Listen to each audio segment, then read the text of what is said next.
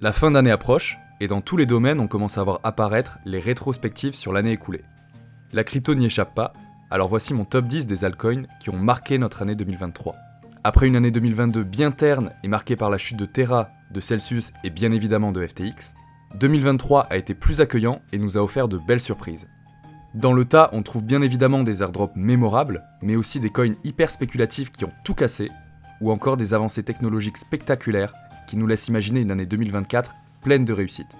Alors assieds-toi confortablement devant ta cheminée et mets ton like, et c'est parti.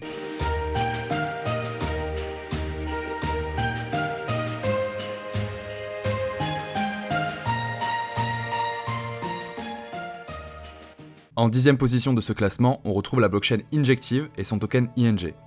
Injective, c'est une de ces nouvelles blockchains POS qui vont très certainement connaître une hype lors du bull run. J'ai beaucoup hésité à mettre le CAS de Kaspa à sa place, puisqu'il a tout explosé pendant le bear, mais le token ING a encore mieux performé durant les derniers mois. Il a largement dépassé son ATH de 2021 et a quasiment fait un x30 sur toute l'année 2023. Injective a l'air de vouloir se positionner en alternative à Solana, en attirant les utilisateurs early avec des frais bas et un parti pris technique différent de celui d'Ethereum. On commence même à avoir des rumeurs d'airdrop pour les protocoles construits dessus, ça laisse envisager une Injective Season pour 2024. C'est pas un token que j'ai en portefeuille, mais je regarde de loin ce qui s'y passe, et je pourrais peut-être y faire un tour dans les prochaines semaines.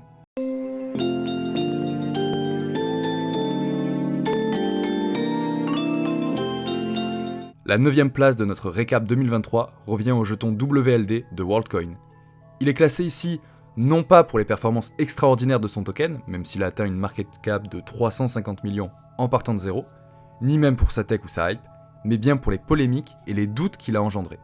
Se faire scanner l'iris par une entreprise n'a pas plu à la majorité des membres de la communauté crypto, qui ont rapidement descendu ce projet digne des plus grands super vilains. De mon côté, je n'y touche évidemment pas, et je compte en rester le plus loin possible à l'avenir.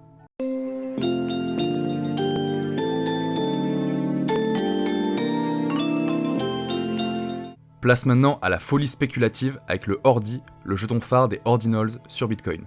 On a connu deux phases, d'abord en mai, puis à nouveau en décembre. Bon, pour le moment, je suis d'accord pour dire que les inscriptions sont non seulement inutiles, mais sont même carrément agaçantes pour ceux qui font régulièrement des transactions on-chain. Lorsqu'on se retrouve à payer 5 ou 10 fois les frais normaux parce que les spéculateurs s'amusent, on en a forcément une mauvaise image. Mais quoi qu'il en soit, les mineurs de Bitcoin se sont régalés, et les Ordinals font désormais partie de l'histoire de Bitcoin. Après, difficile de savoir si la fièvre va continuer de croître l'année prochaine, et chacun se fera son opinion là-dessus.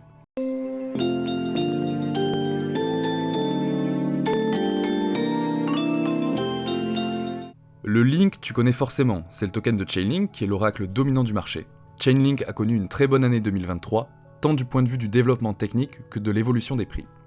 D'abord côté tech, Chainlink s'est lancé dans l'interopérabilité en proposant le très attendu CCIP, déjà live sur Ethereum et sur la plupart des grosses chaînes EVM. L'interopérabilité, c'est-à-dire la capacité à faire communiquer des chaînes entre elles, est une des grandes tendances du cycle à venir, puisqu'elle permet aux concepteurs de dApp de construire des protocoles qui s'appuient sur plusieurs chaînes et qui peuvent donc accéder à des liquidités différentes. Le Cross-Chain Interoperability Protocol est déjà utilisé par certains projets naissants, mais va aussi être utilisé par des mastodontes de l'écosystème.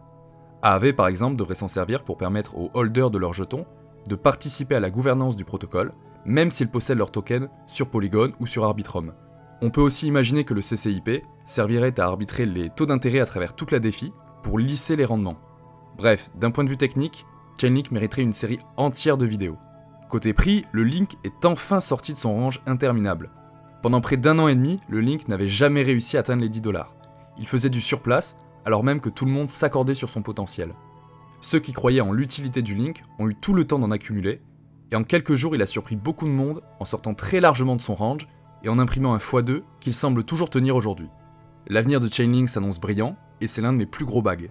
Le protocole est complètement agnostique, et est capable de fournir des données à la fois sur Ethereum, Solana ou même Bitcoin et Cardano. Chainlink a récemment été ajouté sur zkSync, et je m'attends à voir régulièrement de nouvelles implémentations et de nouvelles améliorations pour 2024.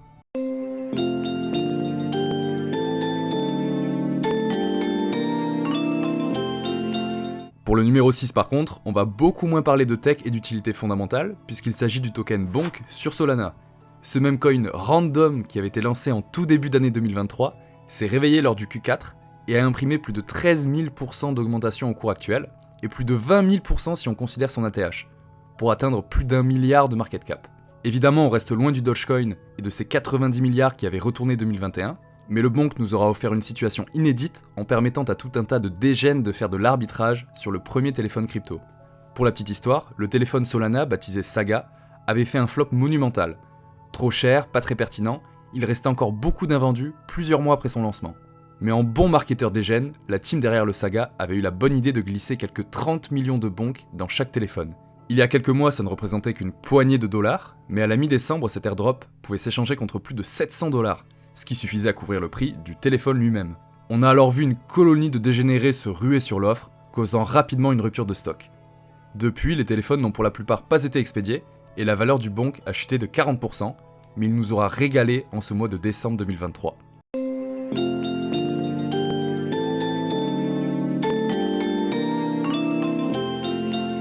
Comment parler de la crypto en 2023 sans parler de Blur ? En 2022, OpenSea régnait en maître sur le marché des NFT, et personne ne semblait pouvoir le rattraper. Mais Blur et ses incitations économiques ont réussi à capturer l'attention en distribuant le plus gros airdrop de l'histoire des NFT. Cette stratégie a tellement bien fonctionné qu'aujourd'hui, alors même que l'airdrop est terminé, ils sont toujours numéro 1 du marché NFT, toutes chaînes confondues. Tout ça alors que son créateur est un anon sur Twitter, c'est hyper impressionnant et ça nous rappelle que même un leader incontestable peut être renversé. Bon après, le token vaut ce qu'il vaut, c'est-à-dire pas grand chose à mon avis. Mais Pacman, le créateur anonyme de Blur, a réussi à déplacer sa hype en créant Blast, une sorte de futur L2 sur Ethereum, qui distribue nativement les rendements de staking à ses utilisateurs. Pour le moment, ça n'a pas de grande utilité, mais beaucoup d'utilisateurs parient sur un airdrop massif l'année prochaine.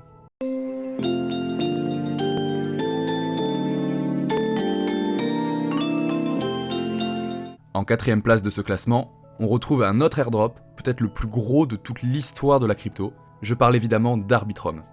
Arbitrum, pour ceux qui ne le savent pas, c'est la plus grosse L2 d'Ethereum. C'est une blockchain de seconde couche qui s'appuie sur Ethereum pour proposer un niveau de sécurité satisfaisant à une fraction du coût d'Ethereum. Le jeton ARB a donc été distribué en mars 2023. Les utilisateurs actifs ont reçu au total plus de 1,4 milliard de dollars, avec des récompenses à 5 chiffres pour les plus assidus. Bon, pour le moment, le jeton ARB sert uniquement à de la gouvernance, autant dire qu'il ne sert pas à grand chose. Il a d'ailleurs été assez décevant et n'a pas vraiment performé lors des derniers mois. Il est très lié à Ethereum, donc il ne pouvait pas faire de miracle, mais je m'attendais quand même à mieux. S'il avait vraiment bien performé durant le dernier trimestre, il aurait été très difficile de ne pas le mettre en première place de ce classement. L'airdrop d'Arbitrum aura tout de même permis de définir un standard dans la crypto, à savoir celui de l'airdrop. Ce n'était évidemment pas le premier, mais il a touché tellement de monde qu'il a inscrit dans la tête des gens qu'un projet sans token, c'est un projet qui va faire un airdrop. Ça met une certaine pression sur les épaules des projets émergents, qui se sentent souvent obligés d'airdropper au moins quelques pourcents de la supply de leurs jetons, et ça permet donc à la majorité des investisseurs qui ne peut pas investir directement de toucher quand même quelques jetons en participant sur le réseau.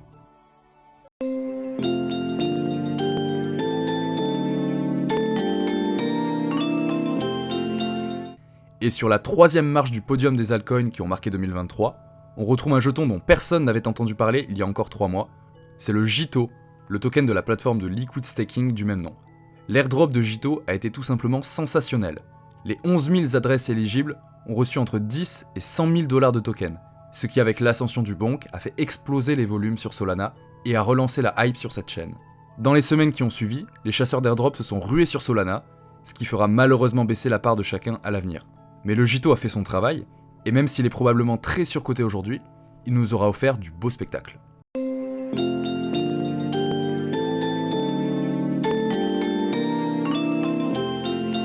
La médaille d'argent revient sans conteste à Celestia et à son token TIA, airdroppé fin octobre. C'était l'un des protocoles les plus attendus de l'année, et ça s'est reflété sur le prix. Malgré une forte pression vendeuse au départ, le jeton a extrêmement bien performé, et son prix a été multiplié par 6. Beaucoup d'adresses ont ainsi reçu plus de 8 000 $ de jetons TIA, en faisant là aussi l'un des plus gros airdrops des dernières années. Mais bon, selon moi, certains critères étaient très discutables. Côté tech, Celestia se voit comme une couche primaire sécurisée, sur laquelle des chaînes extérieures pourront stocker des données avec des frais très bas.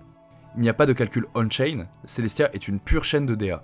Des protocoles déjà populaires ont annoncé travailler avec Celestia, comme Manta Network, Axelar ou Hyperlane. Celestia pourrait jouer un rôle similaire à celui d'Eigenlayer dans les prochaines années, en ajoutant régulièrement de nouveaux protocoles, si bien que ce premier airdrop pourrait ne pas être le dernier. Un peu comme pour Chainlink, Celestia mériterait une série entière de vidéos, mais on va directement passer à la crypto qui a le plus marqué 2023.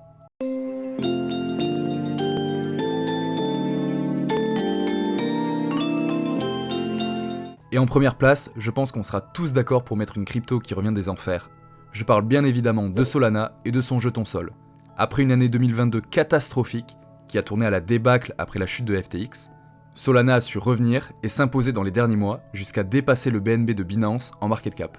Je ne pourrais pas parler de l'aspect tech puisque je connais très mal les fondamentaux de Solana, mais leur rebond a été une petite merveille. Beaucoup de gens, et moi le premier, les voyaient se perdre comme un EOS ou un IOTA. Mais bien aidé par l'ascension du bonk, par l'airdrop titanesque de Jito et par sa communauté fidèle, Solana est revenu d'entre les morts et a enregistré un plus 714% sur toute l'année 2023, alors que le bull run n'a même pas encore commencé. Il faudra donc compter sur Solana dans les prochaines années, et elle s'impose sans contestation possible comme LA crypto qui a marqué 2023.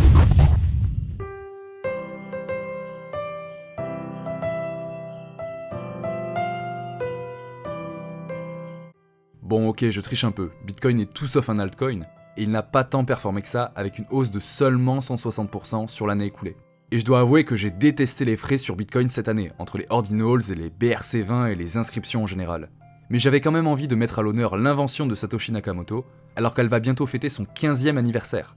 Le 3 janvier 2009, le premier bloc était produit par un anonyme dans l'indifférence générale. Pendant des années, son invention a été moquée, insultée, et ses utilisateurs ont été tournés en ridicule. Et aujourd'hui, le plus gros gestionnaire d'actifs au monde prévoit d'ouvrir la cible de son ETF Bitcoin le 3 janvier 2024, 15 ans plus tard, jour pour jour. Alors même si Bitcoin n'aura pas autant marqué 2023 que ne l'ont fait Solana ou Arbitrum, il aura continué cette année de marquer l'histoire de l'humanité. Il a été la première brique du cyber Far West et on va continuer de l'explorer. Joyeux Noël à tous, on se retrouve très bientôt.